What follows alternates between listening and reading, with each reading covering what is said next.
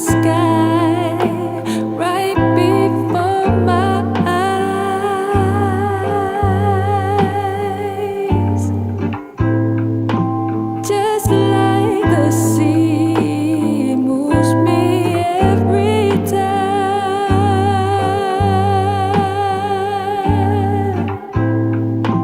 calling to me, begging me.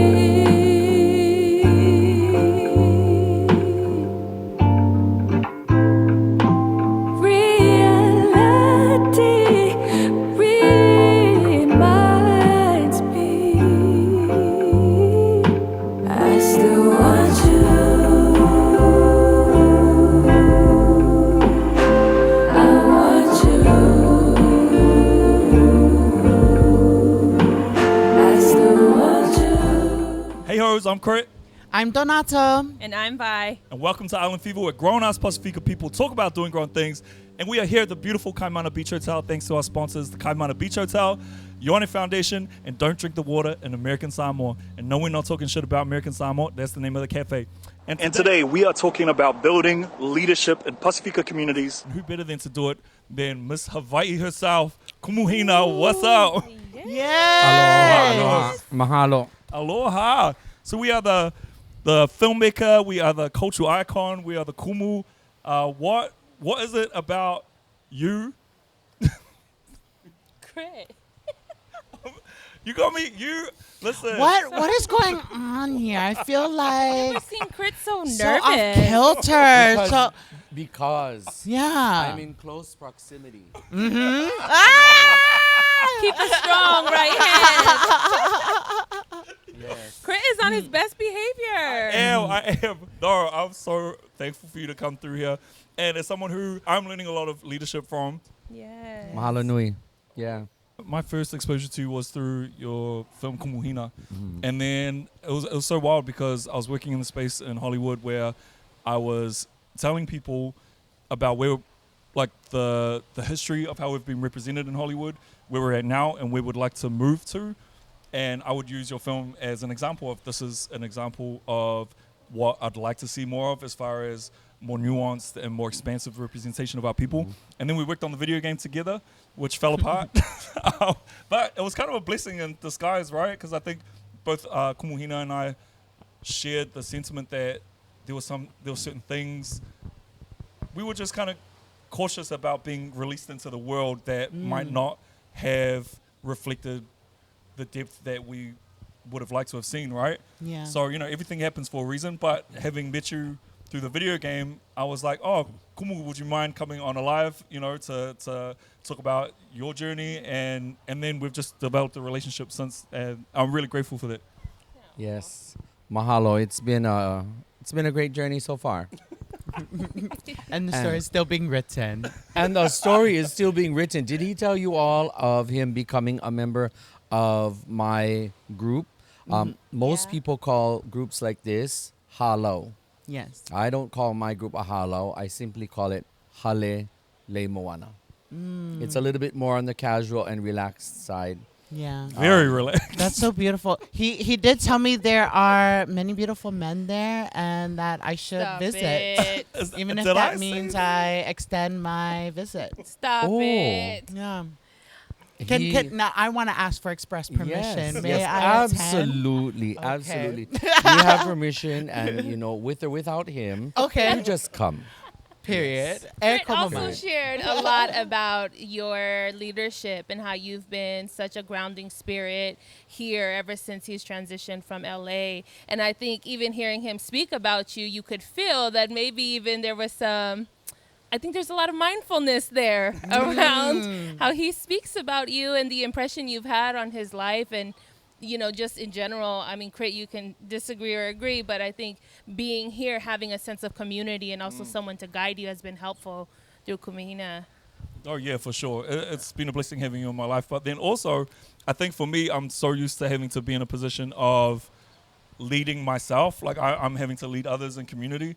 So it's nice to sit back and be a little shit every Hell now yeah. and then. Okay. And you have to, you have to drag me a little every now and then. But I kind of like that. So I appreciate you on different levels. So how about that? Well, I guess a moment of truth for me to speak about you in the setting of Halele Moana. I know that your life's experiences are very different from everyone else in the Hale, in the house. And if it is your true intent to continue on, not only being a part of the circle, but to be able to interface with different things here in Hawaii, like we went the other weekend to participate in that event, Yeah. and there were moments that posed a challenge Yeah. for different perspectives in the house. And Grit's perspective, I clearly understood where that came from. But here in Hawaii, there are some nuances that, if not careful, it could have far greater ripple effect than anticipated. And so I'm fortunate that, I was able to anticipate a moment and nip it right away, so that it didn't grow. And the reason why, Yeah, you know, let's just throw it out there. Like I was very upset, and I get pretty mouthy and quite forceful. And to Kumu's credit, she knew how to handle me in the situation, and with a lot of care and love, and I felt that, and I was like, yo, when I watched you do that, I was like, there's a reason why you're Kumu Hina, right? And there's a reason why I can trust you to be that at all times, and it inspired me because I have learned to shift in the way that I lead people, right? And so there was an example when I was like, this is a really good lesson for me, especially being in Hawaii where this isn't my domain either. There's a lot I know that I can learn from you. thank you. You've stepped into this leadership role. Can you speak about where you first learned about leadership and what was it that brought you to where you are now?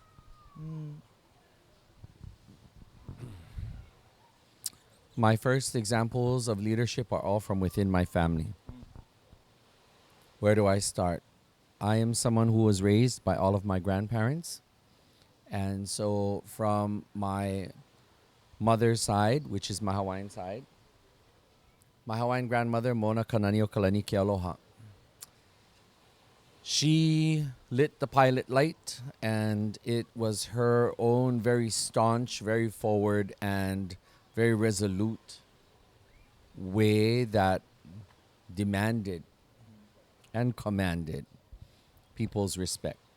Yeah. They didn't always like when my grandmother came around, but they did not get in her way, and nobody dared to say anything cross-eyed or however to her. Then there was my grandfather, John Furtado Matias, who comes from the family of Paliokaweloa on the west side of Maui. He was a very devoted man in the LDS faith. And so my experience with him in my life, he was a man all about prayer. Everything, anything, there was nothing else except his life dedicated to church and a man of prayer. He was always asked to be the one to offer prayer. And although I'm nowhere near the person that my grandfather was, I've been given the same courtesy and kindness that so many have deferred to me and asked me to offer prayer. And that's sort of why I, even more so, I have to be mindful Yeah. about how I do and what I say. The real me is very ADD, ADHD, and very like say whatever I want to say. Sometimes I don't want to say anything at all just because I'm not wanting to engage. But Yeah. I just have to be. My father's side, my grandmother Edith Kamgyu Luk, my popo I would call her. She was the kindest soul. She never had a coarse, terse word. She never had anything negative to say about anyone. Never. Yeah. Never. Ever. She was always kindly. She gave little, like, Chinese snacks everywhere she went. She go to the bank, she leave them something. She go to the hairdresser, she left them something. Everywhere she went. She was just so kind. And hopefully her personality tempers out the other side of me. Yeah. And from my grandfather, my gunggong, my father's father, Henry Kun Lim Wong, he gave me the name Kwai Kong. Kwai Kong, Wong Kwai Kong. In the Cantonese dialect, I was told my name means precious brilliance or precious light. As in the light of the moon, the light of something shiny. And so I can only say that that was that ancestral presence that imbues my life, heart, spirit to aspire to just do the best that I can. Yeah. That's what I have him to thank for. They are my first lessons in leadership. And then I would also say people like my mom and dad, my mom. My mom is a hard act to follow. I always wanted to be like my mom. I wanted to be beautiful like my mom. I insist that we're twins. Until this day, she denies that we are. She just sort of looks at me like, She said, "Yeah, good luck. Try harder." "Good luck. Try harder, dear." You're And then almost she's like, there. No, she doesn't even say that. No, my mother is queen of shade when it comes to me. My father, oh my goodness. I have so many gems and mic throwdowns from my father. Mm-hmm. My father, I have a lot of my father in me. Yeah. Hmm. He won't even look at you. He'll just stand above you and hold something that just reveals to you everything that you did not need to know. You Yeah. didn't need to see it. Why? What are you going to do when confronted with your reality? And he'll just be like, what of it? Yeah. What of it? What do you got to say? You know, like bad grades. Yeah. Yep. And he'd be like, then he'd go like this. Well, if you know what's good for you and expect you appreciate the freedoms that you have, I suggest you do something about it. Yeah. And he ends his statement with bra and walks away. Yes. Wow. Yeah. And just like Agreed. Mm-hmm. just Dad like said, that "Sit and in it." dash. Yeah. Yeah. Sit He'd in let me it. sit in it. Let me sit in it. Oh, my father's when my father didn't have anything to say, Mm-hmm. you were good. If he had to open his mouth, that was something to worry needs about. to be fixed. Yes, Yeah. and he would always, well, not always, but whenever he had to, he threatens to remove my world. Yeah. Mm-hmm. Hearing you share about all of the inspirations and spirits that you've called in that have shaped who you are today, I couldn't just help but feel like something truly like moved just all around us. And so I just want to name that. Like, it was so beautiful to see you light up in that way. I connected so much. My mom was someone who I also was emulating from a very young age. My mom, her name is Alama Heleta Misalefua. And she was someone with just such a heart of service, right? I noticed from a young age, and I didn't have the language to understand what was happening, but my mom for many years migrated from Tonga to Samoa, American Samoa. And I could see how some of my dad's side of the family had a lot of expectation on depending on her acts of service. And it was almost a subjugation of her identity as a Tongan woman that I had to like really sit with as a kid, but couldn't really articulate or understand. But still to this day, like when I think of who I want to be in the world, it is my mom. She's the first one that like knows how to lean in, apply the medicine, can just take a step back and know what to do without even being called to do it. And everything is okay anytime that she's around. Every time I visit her now, I know that any of the fights or the battles that I do in the outside world when it comes to advocacy or community organizing, that is the one place that I know I can just let all of that stress go. So yeah. And if I can just have an ounce of that in this world to someone else, then I know that I am creating something meaningful. Just like how you're creating like Hale Le Moana. And I just want to name that. Yeah, thank you. Malo. You know, I also want to just echo that a lot of times when we sit with Pasifika people, oftentimes we refer to where we come from. That informs the way we see the world, the way we see ourselves, and of course, how it informs our leadership style.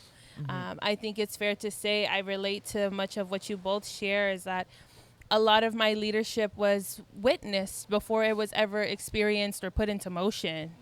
I grew up witnessing a lot of elders make choices that were never acknowledged but benefited many people. I grew up watching my grandparents doing things that sacrificed their own well-being for the sake of other people, whether that was in their villages, in church, or within our personal family. And I think that that's a testimony that's unique to many of us who come from collectivistic cultures, is a lot of our leadership is informed by what we experience from our leaders, and then we put it into motion when our time comes. So I think that's my testimony around where it comes from. Yeah. Oh. I think for me, I think, we all share that sentiment where it starts in the family, and my mum was a huge part of that. My mum and her sisters in particular.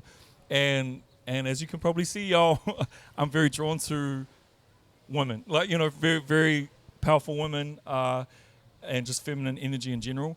I've always preferred that. And so for me, from a young age, my mum didn't let anyone mess with us. Like, I remember one time I was running to the train station because my mum wanted me to film my brother's rugby game, and we were catching a ferry down to another city. And so as I'm running to the train station, this cop intercepts me on my path, and he starts questioning me, and he grabs me by my arm because I'm like, yo, I got to get to the train station. And he's like roughing me a little bit. And so when I went home and told my mom, she was furious.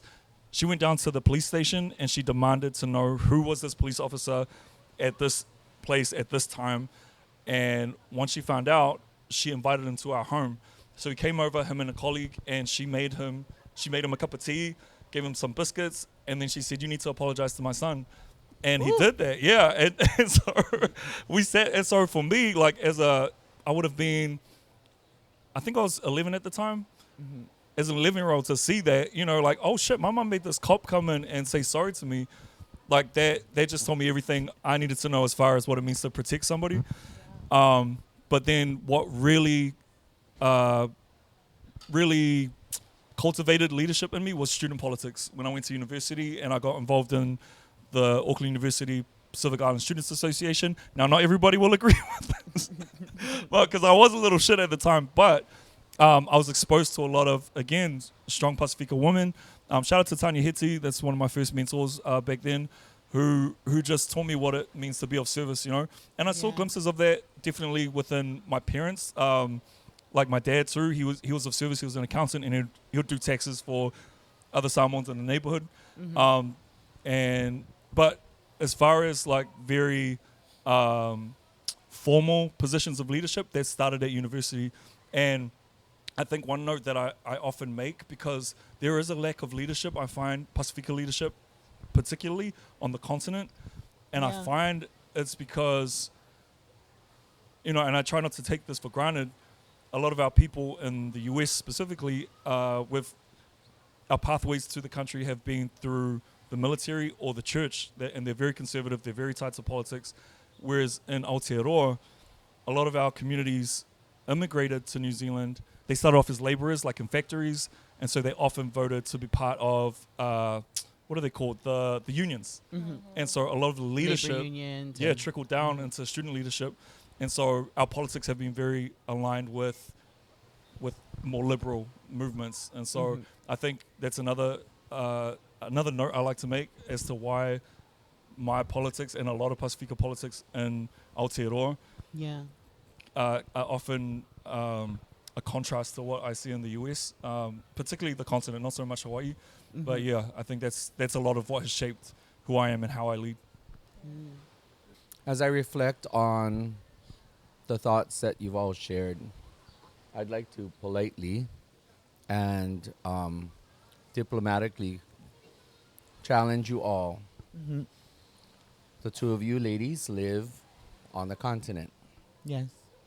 You now live here, but you were living there. When you look at what becomes of our Pacific Islander people, no matter what island they come from, the basic fundamentals of Pacific Island culture, I'm going to frame this from a Hawaiian perspective. Each island will figure out whether it's what their version of it is. But in Hawaii, aloha. Aloha is the most important fundamental word, because aloha tells us how to interact with haole, with the pālangi, popa'a.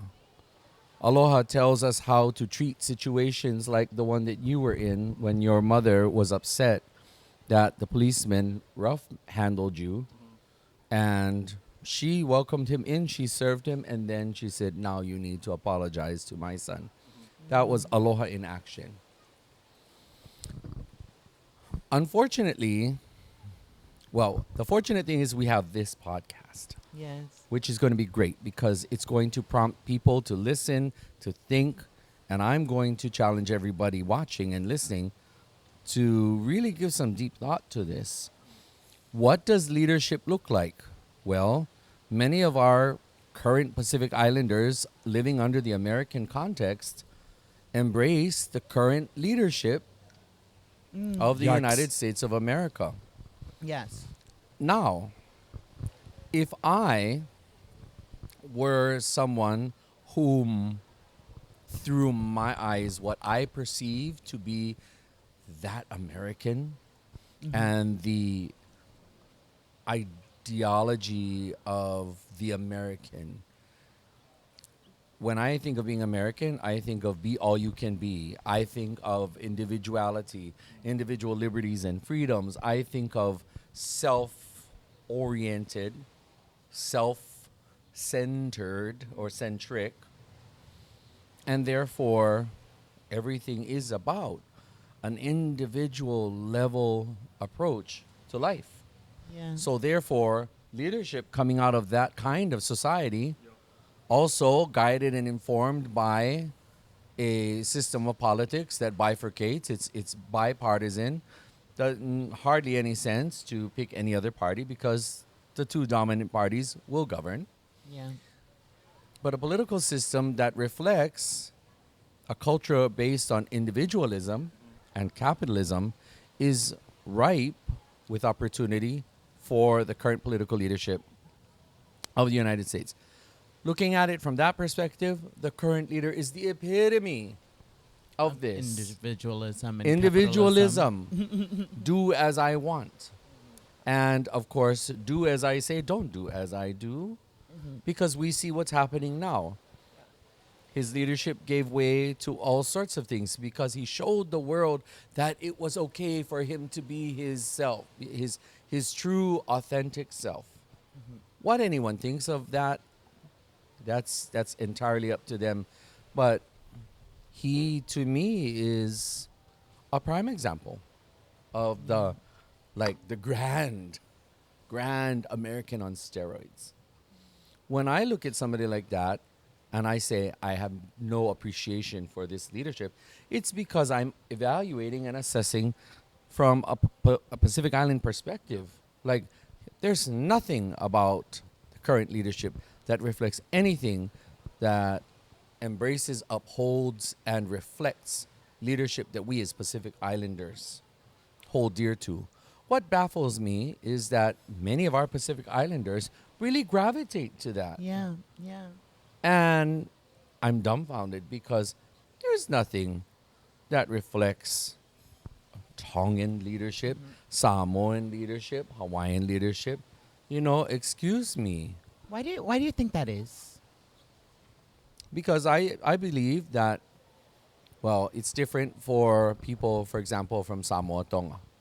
Samoa Tonga, in Samoa's case, America Samoa, their independence was given, and they gave it like freely. They Yeah. willingly gave a level of political control to the United States, and they are considered a territory. We in Hawaii did not cede any of that. It was taken. So our histories are different.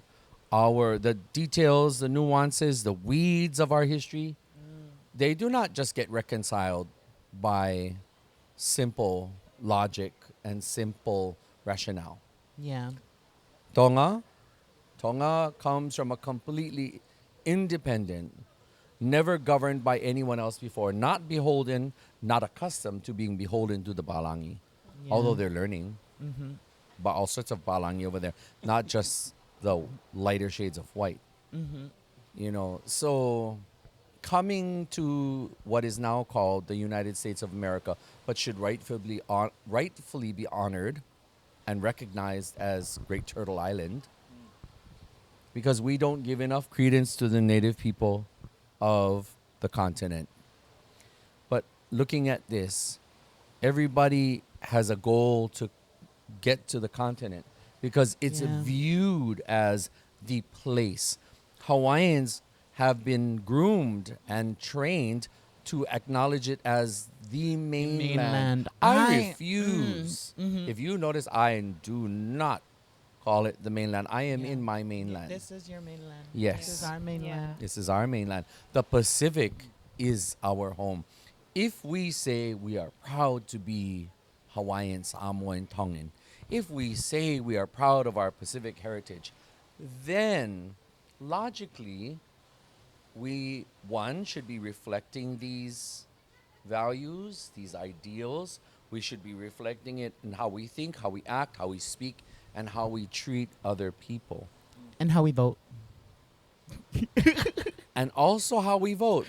However, there's a caveat to that. Only in Hawaii's case, I get really critical about this. Because recently there was a No Kings protest, Yeah. and I was just very dismayed by it here because the crowd was very tone deaf. Yeah. Unfortunately, there was a bomb scare that day at the Capitol, so the No Kings rally was moved. But it moved and eventually made it around, and then it ended up somehow by the palace. Folks with signs were on the walls. Some of them were inside, some of them were outside. They were fronting the palace. They were surrounding the statue of our king, Yeah. Kamehameha. And I thought to myself, I said, well, no kings, but that is our king and we love our king. Yeah. And not only that, everything that those people espouse and everything that they were supporting flies in direct face of the very history that the United States continues to ignore. Yeah. So that upset me because I just wanted to say, how dare you? Yeah. How dare you, based on what you say, and you're here advocating not only for yourselves, but, for example, Greenland and what's the other country? Sweden. The ones that the U.S. is threatening to take over. Argentina. Wherever.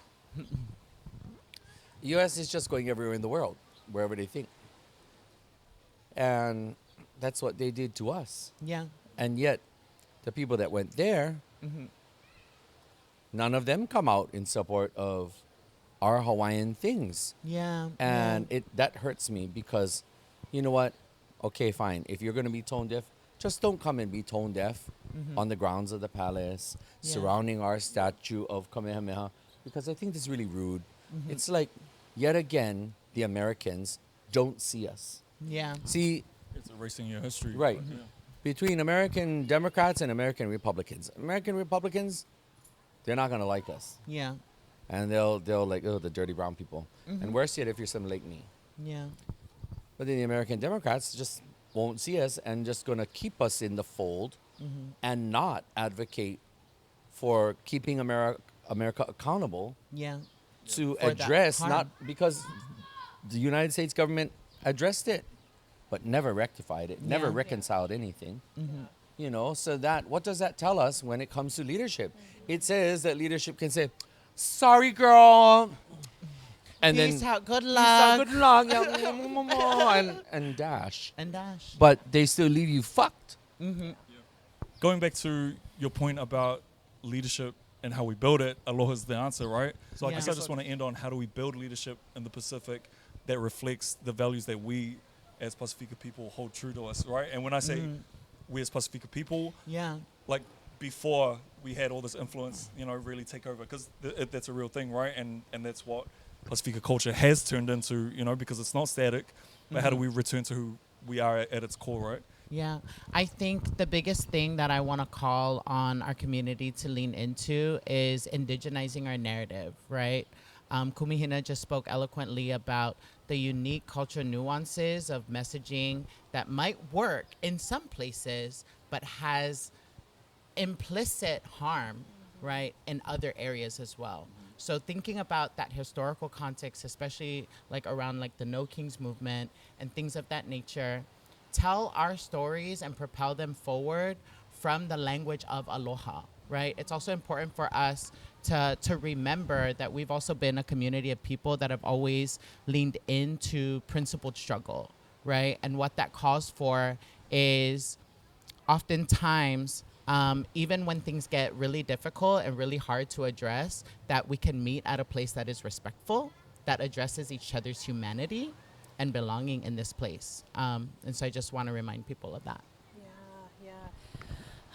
I mean, I think I have a unique perspective on the clinical side. Is I work with a lot of leadership. I do a lot of workshops, a lot of trainings with Pasifika leaders. And the one thing that stands true is I'm always seeing resentment, burnout, and exhaustion. And my call in is that that's for a reason, whether it is some of the things that you hear here today, or it's deeper than that. Maybe it's a lack of connection. It's a lack of aloha. I think there's a call in too to take care of yourself, take care of your land, take care of your family, take care of your mental, because a lot of times leadership, I would say, again, is so far removed from where we come from that people start to normalize it and value it in a way that's destructive. So, yeah. Yeah.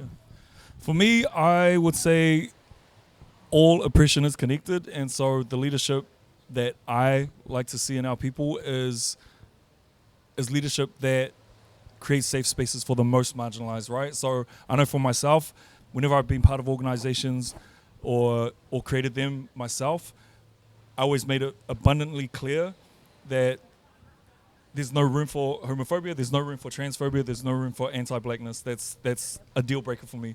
And if you can't respect that, then you're not welcome to the space, and you're not welcome to take advantage of the services that I provide, right? And I'm pretty resourceful, and so I make sure that you know you're not getting access to this shit if you can't be respectful to the people that I care about most. So I think that's what I would encourage. I think that's a pathway forward for a lot of us that can really just foster the leadership that we're lacking. Yeah. Yeah. I just want to again challenge everyone here and tuning in. Center yourself and make sure that the Moana Nui and your respective island is your center of the world. And in my case, doing that, here's a good example for me to say aloha with today. In the foreign-dominated Hawaii that sings of LGBTQIA for whatever LGBTQIA does here, there's not necessarily a problem with it if we only look at Hawaii through the context of being American. But there's great problem with it if we center Hawaii to being Hawaiian, to being Kanaka. And so identity for me as a Kanaka is predicated only on two things. One, my genealogy, and two, my land. Who am I and where am I from? Who's my parents? Who's my grandparents? who are the families that I descend from and where do I come from. That's Pacific Islander identity. I challenge any Pacific Islander to say otherwise. And after that, as far as acceptance and place in society, whether you are Kane, Wahine, male, female, or whether you're somewhere between the two, Mahu, and of course, Hawaii has a singular word. But here's another clue. For every Pacific Islander under the Polynesian umbrella, Oya and Goya teaches us that it is he, she, and it. And therefore, when people get upset over things like you're not using the right pronouns and all this kind of stuff, I'm centered to Hawaii as my world, my spirit, my heart, my mind. And so I just don't pay attention to things that would bring me down and shorten my life because I'm going to get angry. I have to mentally, spiritually center myself such that other people's failure to see what I'd like them to address me as, it doesn't mean that I remove myself from my center. Yeah. Yes. Yeah.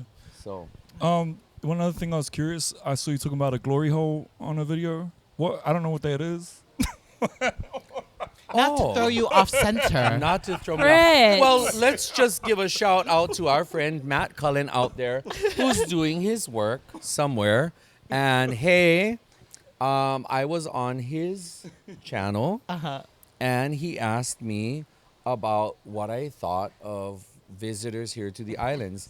And we have a range of visitors. Some Yeah. are really great. Some are very mindful.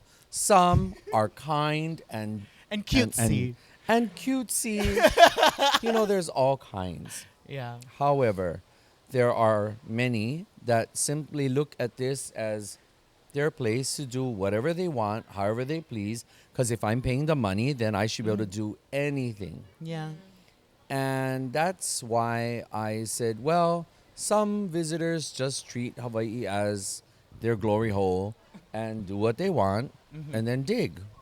Now I understand what Now it you is. understand I'm going to what it use that is. in my language. all the Right. time. Stop But it. Leadership. I would have thought that Crit would have been able to share it with you. Because I just had a hard time He gets stuck in the embracing whole yes. the glory. I don't know Yes. about Of it that all. lifestyle. That's all. So, but on that note, On that note, I'm sorry, it's American English, that's why.